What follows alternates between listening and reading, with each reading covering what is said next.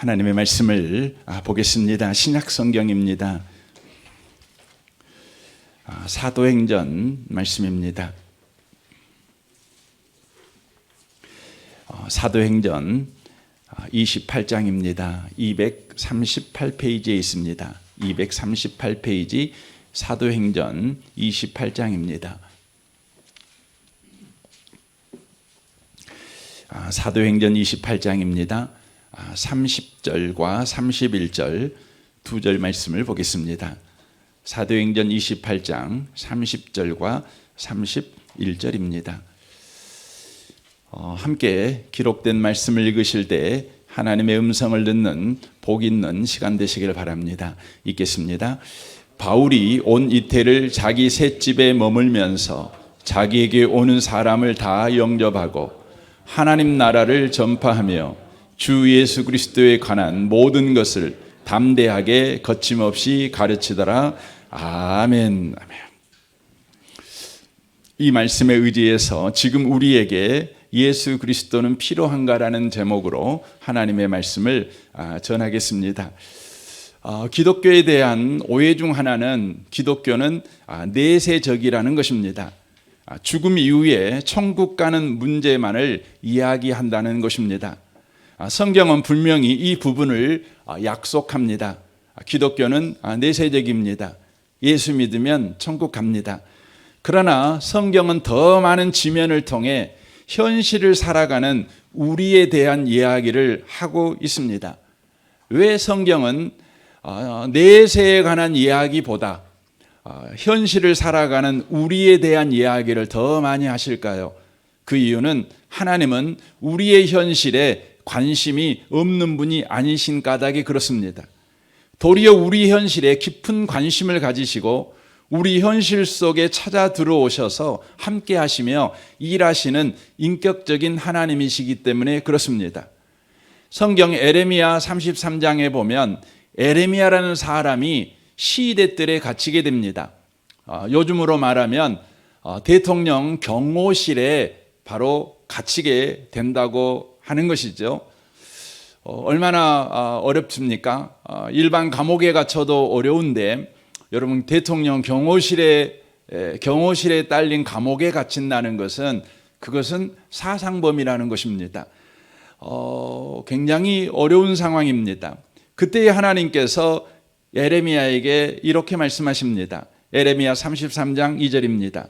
이를 행하는 여호와 그것을 만들며 성취하시는 여호와 그의 이름을 여호와라 하는 이가 이와 같이 이르시도다. 너는 내게 부르짖으라 내가 네게 응답하겠고 네가 알지 못하는 크고 은밀한 일을 내게 보이리라 라고 말씀합니다. 에레미야가 시대 뜰에 갇힌 현실을 가지고 있었을 때 우리 하나님께서 그 현실 가운데 뛰어들어 오셔서 하나님이 누구이시고 그 현실 가운데서 하나님이 무슨 일을 하시는가를 바로 에레미야에게 소개하고 있다고 하는 것입니다. 우리의 현실도 에레미야가 시대들에 갇혀 있는 것처럼 바로 현실에 갇혀 살아갑니다. 모든 인류가 바로 갇혀 있는 현실은 무엇일까요? 바로 그것은 생로병사의 틀에 갇혀 있다고 하는 것입니다. 누구나 태어나면 늙고 병들고 죽습니다. 그 틀에 모든 인생이 바로 갇혀 현실을 살아가고 있다고 하는 것입니다. 이 틀에서 벗어나기 위해 인류는 무수히 많은 시간, 무수히 많은 노력을 했습니다. 그럼에도 불구하고 인류는 이 인생 틀에서 한 번도 벗어나 본 적이 없습니다. 인류에게 생로병사라는 현실은 이제 거부할 수 없는 바로 현실이 되어버렸습니다. 그래서 누구나 이 거부할 수 없는 현실에 두려움을 가지고 삽니다. 원망과 불안을 가지고 살아갑니다. 그리고 마침내 체념해버리죠. 그런데 20세기에 들어와 인간의 사고에 획기적인 진보가 일어나는 사건이 생기게 됩니다. 죽음 때문에 삶을 두려워하고 원망하고 체념하는 것을 거부하는 생각이 바로 일어났다는 것입니다. 바로 그것이 실존주의입니다.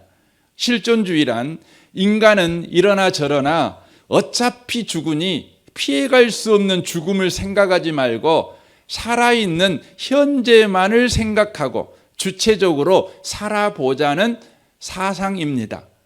죽음에 대한 생각을 그만두고 현재만 생각하자는 것이죠. 요즘 유행하는 욜로 인생이 바로 실존주의의 한 단면입니다. 욜로는 인생은 한 번뿐이니 현재를 즐기라는 의미입니다. 지금 행복하게 사는 게 최우선의 가치를 두고 살아야 된다는 것입니다. 이러한 실존주의의 관점은 대담하고 대단한 관점입니다. 그러나 실존주의가 놓친 것은 죽음을 생각하지 않고 현재의 행복에 집중하여 살아간다고 해도 그래도 사람은 늙고 병들고 그리고 죽는다는 그 현실은 변화되지 않는다는 것입니다. 그러므로 실존주의는 현실의 문제를 해결하는 것이 아니라 다만 회피하게 한 것입니다. 망각하게 한 것입니다. 기독교는 어떻습니까? 기독교는 이 현실을 정면으로 다룹니다. 외면하지 않습니다. 도피하거나 부정하지도 않습니다. 공산주의를 만든 칼 막스가 지적한 것과 다르게 기독교는 내세 신앙으로 현실을 망각하게 만드는 아편이 아닙니다. 철저하게 현실적입니다. 그래서 성경 중 기독교를 가장 잘 설명한다는 노마서라는 성경은 구원자이신 예수님의 필요성을 설명할 때 최우선적으로 무엇을 다루냐면 우리의 현실 문제를 다룹니다. 그리고 그 현실 문제의 구원자로 예수님을 소개하고 있습니다. 그래서 노마서 1장에 보면 인생의 현실의 문제, 곧 태어나면 늙고 병들고 죽는 그 현실이 어떻게 해서 인간에게 주어졌는가 그 이유를 밝히는 것부터 시작합니다. 노마서 1장 18절입니다. 하나님의 진노가 불의로 진리를 막는 사람들의 모든 경건하지 않음과 불의에 대하여 하늘로부터 나타나나니라고 말합니다. 불의로 진리를 막는 것에 대한 하나님의 진노 때문에 인간에게 이런 현실이 주어졌다는 것입니다. 태어나면 늙고 병들고 죽는 바로 현실이 인간에게 주어졌다는 것입니다. 하나님의 진노가 죽은 이후에 나타난 것이 아니라 지금 살아있는 현실에 나타났다는 것입니다. 그러므로 우리는 하나님의 진노가 나타나는 현실에서 구원을 받아야 된다는 것이 노마서의 시작입니다. 그럼 하나님의 진노가 사람의 현실에 어떻게 나타났기 때문에 인간은 생로병사라는 틀에 갇히게 되었을까요? 24절을 보십시오. 그러므로 하나님께서 그들을 마음의 정욕대로 더러움에 내버려 두사 그들의 몸을 서로 욕되게 하게 하셨으니 이 때문에 하나님께서 그들을 부끄러운 욕심에 내버려 두셨으니 곧 그들의 여자들도 순리대로 쓸 것을 받고 영리로쓰며 28절입니다. 또한 그들이 마음에 하나님 두기를 싫어하며 하나님께서 그들을 그 상실한 마음대로 내버려 두사 합당하지 못한 일을 하게 하셨으니라고 말합니다. 하나님의 진노가 사람의 현실에 어떻게 나타났냐면 내버려 두심으로 나타났다는 것입니다. 내버려 두셨다. 그냥 인간이 사는 대로 내버려 두심. 이게 뭐냐면 하나님의 진노라는 것입니다. 하나님의 심판이라는 것입니다. 이 말을 좀 문장으로 만들면 이렇게 되는 것이죠. 우리의 선택과 결정대로 되어지도록 내버려 두셨다는 것이에요. 다시 말하면 하나님을 대적한 것에 대한 하나님의 진노는 우리를 감옥에 가두는 벌을 내리신 것이 아니라 하나님을 대적하고 우리가 선택한 결정이 만든 현실 속에 살게 함으로 우리가 선택한 것이 무엇을 만들어내는가를 보게 하셨다는 거예요. 이게 하나님의 진노이고 이게 우리의 현실이라는 것입니다. 하나님의 진노, 우리가 선택한 것이 무엇을 만들어내는가를 보게 만들었다는 거죠. 경험하게 만들었다는 거죠. 그 현실에 살게 만들었다는 것이죠. 그렇다면 하나님을 대적하고 우리가 선택한 선택이 무엇을 만들었을까요? 로마서 1장 28절에 이렇게 말합니다. 사람들이 하나님을 인정하기를 싫어하므로 하나님께서는 사람들을 타락한 마음에 내버려 두셔서 해서는 안 될 일을 하도록 놓아 두셨습니다. 그러니까 해서는 안 될 일을 하도록 하나님께서 조장했다는 것이 아니라 하나님이 내버려 두자 인간이 선택한 것이 무엇이었냐면 해서는 안 될 일을 선택했다는 거예요. 사람들은 온갖 불의와 악행과 탐욕과 악의로 가득 차 있으며 시기와 살인과 분쟁과 사기와 저기로 가득 차 있으며 수군거리는 자요, 중상하는 자요, 하나님을 미워하는 자요, 불순한 자요, 오만한 자요, 자랑하는 자요, 악을 꾸미는 모락꾼이요, 부모를 거역하는 자요, 우매한 자요, 신의가 없는 자요, 무정한 자요, 무자비한 자입니다 라고 말합니다. 우리가 매일 뉴스에서 보는 것입니다.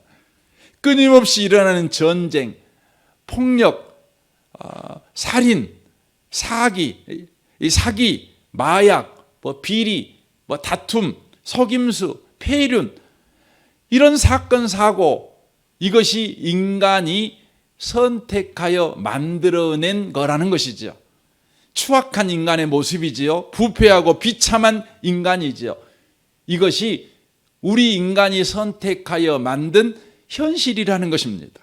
이것은 아무도 부인할 수 없는 인류의 역사입니다. 인간의 흑역사입니다. 그런데 이 모든 것이 하나님을 대적하고 우리가 선택한 결정이 만든 현실이라는 것입니다. 병들고 늙고 아우성치다 죽어가는 우리의 현실을 우리의 선택이 만들었다는 것입니다. 어떤 사람은 이런 비참한 현실을 보면서 분노합니다. 어린아이들이 총에 맞아 죽고 얼어 죽고 굶어 죽고 이런 모습을 보면서 분노하지요. 만약 신이 있다면 이런 비참한 세상을 그냥 내버려 둘 수 있는가? 왜 저 아이들을 구원하지 않는가? 구원하지 않는 것 보니 신은 없다 이렇게 말합니다.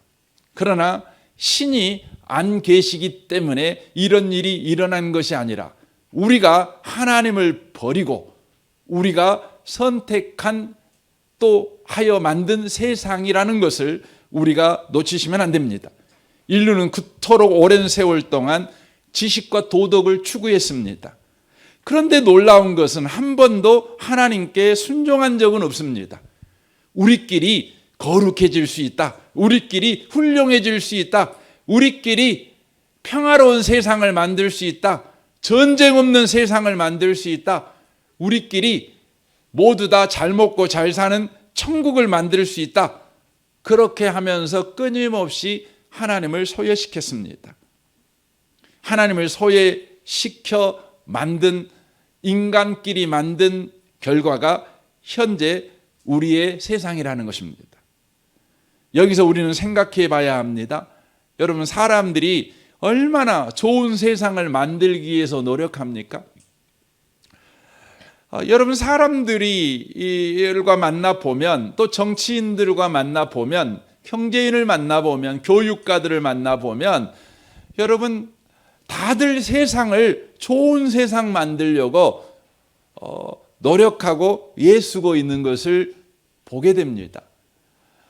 그렇지요. 그래서 사람들은 좋은 세상을 만들기 위해서 서로 머리를 맞대지요. 서로 의견을 교환하지요. 그리고 뭔가 결정하여 뭔가 일을 하지요. 그래서 인류는 문명을 발전시켰고 제도를 개선하고 좋은 환경을 만들고 높은 수준의 교육과 기술을 가진 세상을 만들었습니다. 그러나 아이러니하게도 인간이 노력하면 노력할수록 이 지구촌은 더 비참하고 더 참담한 소식만 가득 찬 지금 세상이 되어지고 있다는 것이죠. 이것은 성경의 증언이 옳다는 것을 증명하고 있는 겁니다. 에레미야 17장 5절을 보십시오. 여호와께서 이와 같이 말씀하시느니라. 무릇 사람을 믿으며 육신으로 그의 힘을 삼고 마음이 하나님에게서 떠난 그 사람은 저주를 받을 것이라. 그는 사막의 떨기나무 같아서 좋은 일이 오는 것을 보지 못하고 광야 간조한 곳 건건한 땅 사람이 살지 않는 땅에 살리라 라고 말씀합니다. 이것은 쫓겨나 산다는 것을 의미하는 것이 아니에요. 그가 사는 땅을 그런 땅으로 바로 만들어 버린다는 거예요. 사람을 믿으며 육신으로 그 힘을 삼고 마음이 하나님에게서 떠난 사람들은 자기가 선 땅을 사막의 떨기나무 같은 곳으로 만들어버리고 광야 간조한 곳 건건한 땅 사람이 살 수 없는 땅으로 만들어버린다는 것이죠. 저는 등산을 좋아해서 종종 등산을 가봅니다. 등산을 가보면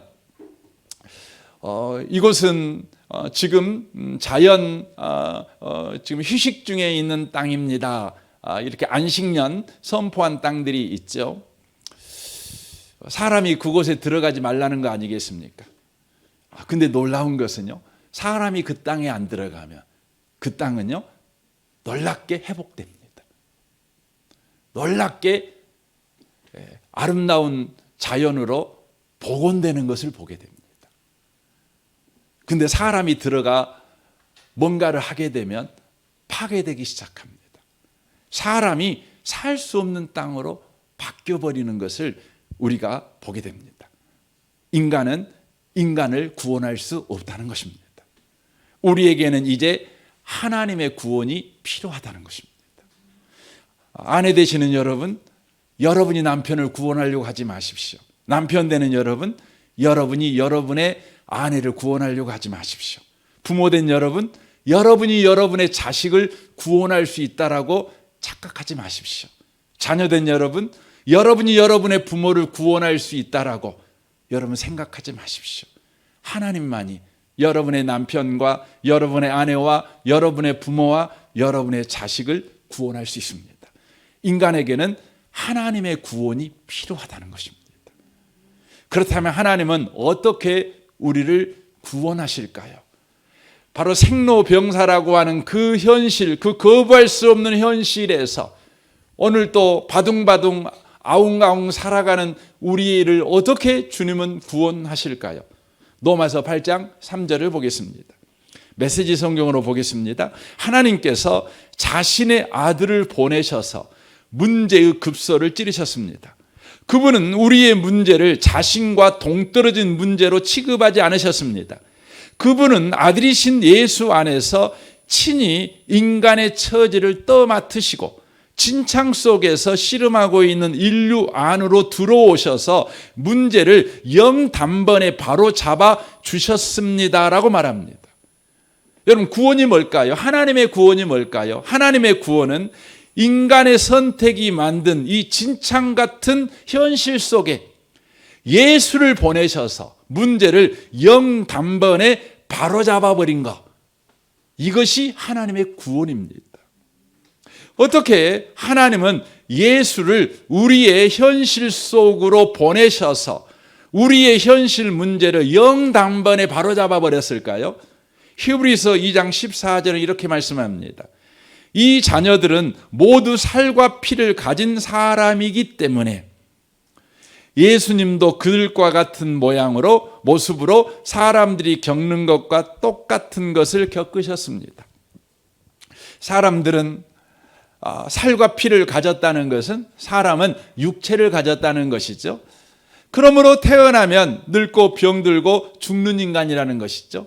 우리 예수님도 사람들과 똑같은 모양으로 사람들이 겪는 것을 똑같이 겪으셨어요. 태어나셨죠.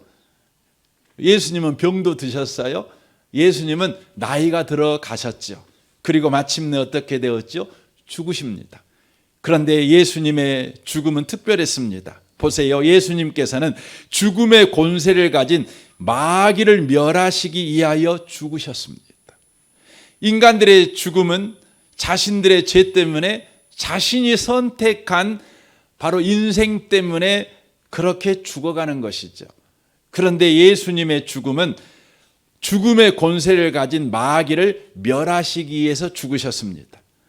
그리고 또한 죽음에 대한 두려움에 사로잡혀 사는 사람들을 자유롭게 하기 위해 사람과 같은 모양으로 죽으셨습니다. 예수님께서 죽으신 이유는 우리의 현실 문제의 대장인 죽음의 문제를 바로잡기 위해서 대장되는 이 죽음에서 우리를 해방시켜 버리시기 위해서 죽으셨다는 것입니다. 그렇다면 예수님은 자신의 죽음을 가지고 어떻게 우리의 현실 문제의 대장인 이 죽음 문제를 바로잡아 버렸을까요? 고린도전서 15장 20절은 이렇게 말씀합니다. 그러나 이제 그리스도께서 죽은 자 가운데서 다시 살아나사 잠자는 자들의 첫 열매가 되셨도다. 사망이 한 사람으로 말미암았으니 죽은 자의 부활도 한 사람으로 말미암은도다.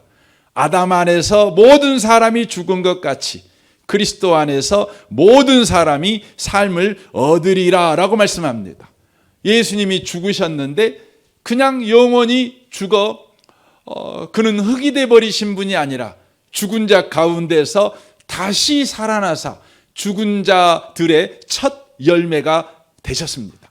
첫 열매가 되었다는 의미는 뭐냐면 이제 예수 안에 있는 자들은 나와 같이 부활할 것이다. 바로 부활의 바로 모범이 되신 것이죠. 부활의 모범이 되신 것입니다. 우리가 부활주일날 이 부분을 더 자세히 나눌 것입니다. 많은 사람들은 나 예수 믿습니다. 그러나 사람이 부활한다는 건 도저히 믿을 수가 없습니다. 내가 과학적 지식을 동원하여 아무리 생각을 해봐도 어떻게 사람이 죽었다가 삽니까? 그런데요, 사람은 죽었다가 삽니다. 예수 믿은 사람은 특별히 죽었다가 신령한 몸으로 부활합니다. 왜냐하면 예수님이 첫 열매가 되셨으니 예수님께서 바로 죽은 자 가운데서 부활하셔서 이제 나를 믿는 자는 죽어도 산다. 이 부분에 대하여 모범이 되어 주신 까닭에 그렇습니다. 그러므로 예수 안에 있는 사람에게도 부활의 영광에 참여토록 하신 것입니다. 이제 이로 인하여 더 이상 죽음이 우리 현실에서 힘을 쓰지 못하게 만든 것입니다.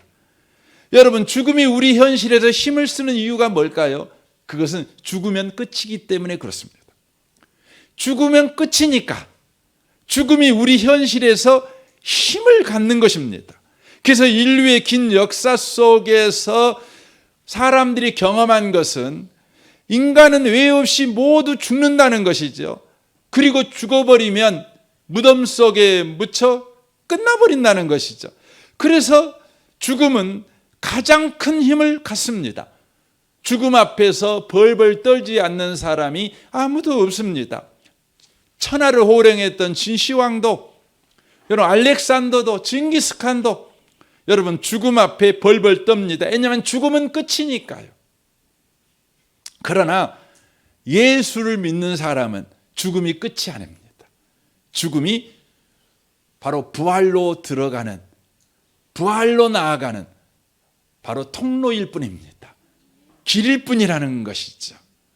그리하여 이제 예수로 인하여 예수 믿는 자들에게는 새로운 현실, 새로운 시대가 왔습니다. 그래서 고린도전서 5장 17절에 이렇게 말합니다. 그런즉 누구든지 그리스도 안에 있으면 새로운 피조물이라. 이전 것은 지나갔으니 보라 새 것이 되었도다 라고 말씀합니다. 여기에 새로운 피조물이라는 것은 우리가 새롭게 변화되었다라는 의미의 말이 아니라 우리가 사는 시대가 바뀌었다, 이것을 말하는 것이에요. 우리가 사는 시대가 바뀌었어요. 우리의 옛날 시대는요, 늙고 병들고 죽음으로 끝나는 아담 시대를 살았어요. 아담의 후손이니까 우리는 늙고 병들고 죽는 아담 시대를 살았는데 그 시대가 이제 끝나버렸어요. 이제는 새로운 시대, 예수 시대가 열렸어요. 우리는 늙고 병들고 죽지만 그것이 끝이 아니라 부활의 영광에 참여하는 예수 시대가 바로 우리에게 열렸다고 하는 것이지요. 열렸다고 하는 것이 예수 시대가 열렸습니다. 이로 인하여서 우리는 여전히 늙고 병들고 죽을 것입니다. 하지만 부활의 영광에 참여하게 되는 까닭에 늙고 병들고 죽는 것이 새로운 용도로 쓰임받게 돼버립니다. 어떻게 쓰임받을까요? 로마서 8장 28절을 보십시오. 우리가 알거니와 하나님을 사랑하는 자 곧 그의 뜻대로 부르심을 입은 자들에게는 모든 것이 합력하여 선을 이루느니라. 여기에 모든 것이 뭐가 들어가 있을까요? 우리가 늙고 병들고 죽는 것도 포함되어 있어요. 우리가 늙고 병들고 죽는 것도 끝이 아니에요. 그것이 우리 인생의 전부가 아니에요. 그것이 뭐합니까? 합력하여 선을 입는다. 선이라는 말은 뭐냐면 새로운 창조를 말하는 것입니다. 우리 하나님이 천지를 창조해 놓으시고 보기에 좋았다, 좋았다, 이 말이 선하다. 이 선하다는 말은 창조 때 쓰셨던 말인데 예수 시대, 새로운 창조, 바로 이제 늙고 병들고 죽는 것이 합력하여 새로운 창조를 만들어내는 거죠. 어떤 창조를 만들어낼까요? 하나님이 미리 아신 자들을 또한 그 아들의 형상을 본받게 하기 위하여 미리 정하셨으니 이는 그로 많은 형제 중에 맏아들이 되게 하려 하심이라. 또 미리 정하신 그들을 또한 부르시고 부르신 그들을 또한 의롭다 하시고 의롭다 하신 그들을 또한 영화롭게 하셨느니라 라고 말씀합니다. 태어나면 늙어가고 병들어가고 죽어가는 것에 끌려다니는 인생이었는데 이제 늙어가고 병들어가고 죽어가는 것마저 합력하여 우리가 선택받고 부르심받고 의롭게 되고 영화롭게 되는 일에 협력하는 인생을 살게 되었다는 거예요. 이제 우리의 인생은 다만 늙어가고 병들어가고 죽어가는 것이 아니라 우리 인생은 늙어가고 병들어가고 죽어가는 그 모든 것이 바로 하나님의 정하심 때문에 하나님의 선택받으신 것 때문에 하나님이 부르시는 일에 쓰시는 거지요. 의롭게 되는 일에 쓰는 거지요. 우리가 영화롭게 되는 일에 우리의 늙고 병들고 죽는 것을 하나님이 쓰신다는 거예요. 쓰신다는 거죠. 우리는 예수 믿은 이후에도요 여전히 늙어가고 병들어가고 죽어갑니다. 이것들이 우리를 여전히 이어가지요. 그러나 이제 전혀 다른 용도로 이것들이 쓰여진다는 것입니다. 우리 개인에게는 이렇게 선택받은 우리가 하나님에게 부르심을 받는. 그래서 여기 계신 분들 가운데요 늙지 않았으면 예수 안 믿을 사람들이 있어요. 병들지 않았으면 여러분이요 여러분의 삶을 돌아보며 죄인의 삶을 청산하고 의로운 삶을 살아가는 일에 방향 전환을 못할 사람들이 있어요. 근데 여러분 병들어갖고 갑자기 암 걸려가지고 여러분이요 예수 믿게 되고 내가 이렇게 살면 안 되겠구나 이런 전환의 기회가 됐어요. 놀랍죠? 그뿐만이 아니에요. 여러분 늙고 병들고 죽는 이것이요 우리에게는 의롭고 영화롭게 되는 일에 이것이 쓰여져요. 놀랍죠? 그리고 우리는 부활에 참여하게 될 것입니다. 더 나아가 관계 속에서 이것들은 또 놀랍게 쓰여집니다. 어떻게 쓰여질까요? 고린도 후서 4장 11절을 보십시오. 예수님의 생명이 죽을 우리 몸에 나타나도록 하기 위해 우리는 살아있지만 예수님을 위해 항상 몸을 죽음에 내맡기고 있습니다라고 되어 있습니다. 예수 믿는데 여전히 저와 여러분 늙고 병들고 죽어가요. 예수 믿었는데 이제 안 죽으면 안 되나요? 예수 믿었는데 이제 병 안 들면 안 되나요? 예수 믿으면 이제 안 늙으면 안 되나요? 이렇게 말을 하죠. 근데 주님이 우리에게 말씀하셔요. 네가 늙어야 돼. 네가 죽어야 돼. 네가 병들어야 돼. 왜냐하면 예수의 생명이 네 몸에 나타나야 되기 때문에 그래. 이렇게 말하는 거죠. 그래서 12절 보십시오. 그러므로 우리 속에서 죽음이 활동하지만 여러분의 속에서는 생명이 활동하게 되는 것입니다. 내가 늙어가고 내가 병들어가고 내가 죽어가는 까닭에 나 때문에요. 누군가가 예수 믿는다는 거예요. 이야기를 하는 겁니다. 여러분이 안 늙어가고 병 안 들어가고 안 죽어가면 여러분 전도 안 할 사람들 널렸습니다. 누군가에게 예수 믿어야지 이런 말 안 합니다. 그런데 여러분이 늙어가고 병 들어가고 죽어가니까요. 그런데 여러분에게는 부활의 영광이 기다리고 있잖아요. 그래서 여러분 자녀에게도 말하죠. 저는 우리 성도님들이 성도인들한테 운명을 앞둔 성도 꼭 부탁을 합니다. 두 가지 부탁을 꼭 해요. 하나는 죽음이 오는 그 순간까지 자녀들을 위해서 축복 기도해 주세요.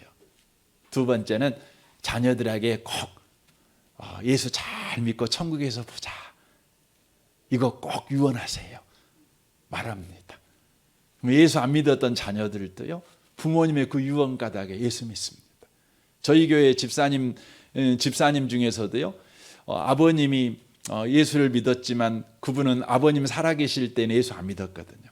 근데 제가 그 아버님 장례 절차를 다 이렇게 했는데 그분이 그 다음 주부터 신앙생활에서 지금까지 신앙생활을 아주 잘하고 있어요. 그렇죠. 놀랍죠. 15절 보십시오. 이 모든 일은 다 여러분의 유익을 위한 것입니다.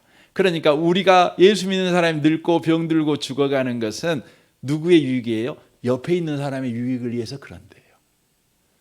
좀 전에 나의 유익이 분명히 있었죠.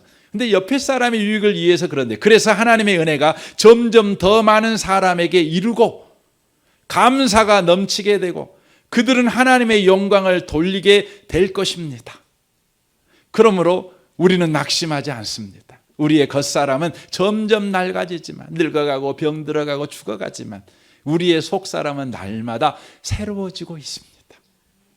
우리가 지금 겪고 있는 가벼운 환난, 이제 죽으면 끝나버리면 죽음은 무거운 환난이지요. 죽음은 우리를 공포 속에 몰고 가는 환난 아니겠어요? 그런데 죽음 이후에 부활이 기다리고 있으니 이제 우리에게 늙고 병들고 죽어가는 건 가벼운 환난이라는 거죠. 놀라운 관점 아닙니까? 장차 우리가 받게 될 영원하고 한량없는 큰 영광을 가져다 줄 것입니다. 그러므로 이제부터 우리가 늙고 병들고 죽는 것은 비참한 운명을 가진 자라는 증거가 아니라 누군가를 살리기 위한 영광스러운 사명을 가진 자라는 증거를 꼭 기억하셔야 돼요. 사도행전 7장 58절에 보면은요, 스데반 집사가 죽어갑니다. 근데 그 죽어갈 때에 그런 돌멩이 맞아서 죽어가거든요. 근데 그때 사울이라는 사람이 거기에 있었어요. 사울은 나중에 누가 되죠? 바울이 되죠. 근데 이 스데반이 죽을 때 이렇게 죽습니다. 59절 보십시오. 그들이 돌로 스데반을 치니 스데반이 부르짖어 이르되 주 예수여 내 영혼을 받으시옵소서. 놀랍죠? 여러분, 우리가 예수 안 믿었다, 우리는 유언할 때 꼭 죽을 때 이렇게 말할 거예요. 아들아, 내 원수를 꼭 갚아다오. 그리고 깨꼬다 갈 겁니다. 여러분이 여전히 유교 신자라면, 여전히 여러분이 예수 없이 살았다면. 그런데 부활을 아는 사람은 어떻게 해요? 주 예수여 내 영혼을 받으시옵소서. 그리고 60절 보십시오. 무릎 꿇고 크게 불러 이르되 주여 이 죄를 그들에게 돌리지 마옵소서. 이게 여러분 예수 믿는 자의 영광입니다. 예수 믿는 자의 바로 인생이라는 것입니다. 스데반의 죽음은 바울의 구원의 문을 열어버렸습니다. 오늘 본문은 이 사건이 일어난, 우리가 지금 사도행전 28장을 본문으로 했잖아요. 이 본문은 이 사건이 일어난 후 25년 후 바울의 이야기입니다. 바울은 지금 스데반과 같이 죽음의 문턱에 서 있습니다. 재판의 결과에 따라 바울은 죽게 될 것입니다. 불안하고 두려운 나날입니다. 그런데 놀라운 것은 바울은 자신의 죽음의 현실에 주눅들지 않습니다. 다만 담대하고 거침없이 예수님을 전하는 데만 전심전력을 쏟고 있는 것을 보게 됩니다. 왜입니까? 자신은 늙고 병들고 죽어버림으로 끝장나는 인생이 아니라 자신의 늙고 병들고 죽는 그 이후에 영광스러운 부활이 바로 기다리고 있다는 것이죠. 그러므로 자기의 늙고 병들고 죽는 이것이 바로 누군가에게 구원의 소식을 증거하는 바로 기회가 되도록 자신의 늙은 몸, 병들 몸을 가지고 혼신의 힘을 다하여 바로 복음을 전하고 있는 것입니다. 한민복 씨가 쓴 섬이라는 시가 있습니다. 아주 짧은 시입니다. 물 울타리를 둘렸다. 울타리가 가장 낫다. 울타리가 모두 길이다. 물 울타리. 뭡니까? 바닷물이죠. 바닷물 때문에 섬은 육지에서 분리되어 아무도 갈 수 없는 곳이 되어버렸다는 것입니다. 그런데 다시 보니까 그 바닷물 때문에 섬은 누구라도 어느 곳이라도 올 수 있는 곳이 되어버렸어요. 바닷물은 섬에게 울타리였지만 이제 누구나 어느 방향에서든지 드나들 수 있는 길이 되어버린 것이죠. 성경이 하는 이야기가 이것입니다. 이전에 우리에게 죽음은 울타리였습니다. 모든 걸 단절시킵니다. 이웃도 세상도 단절시킵니다. 그러나 예수님 때문에 우리의 죽음은 이제 길이 되었습니다. 죽어가는 누구에게라도 사랑하게 되는 길이 되었습니다. 죽어가는 누구에게라도 구원과 우리의 영광과 부활을 소개할 수 있는 문이 되었습니다. 그래서 우리가 아프면 누구라도 찾아가요.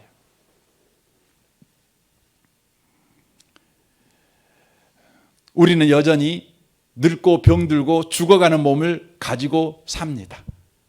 그러나 우리는 그것이 끝이 아니고 영광이 있는 까닭에 에베소서 5장은 이런 놀라운 요구를 합니다.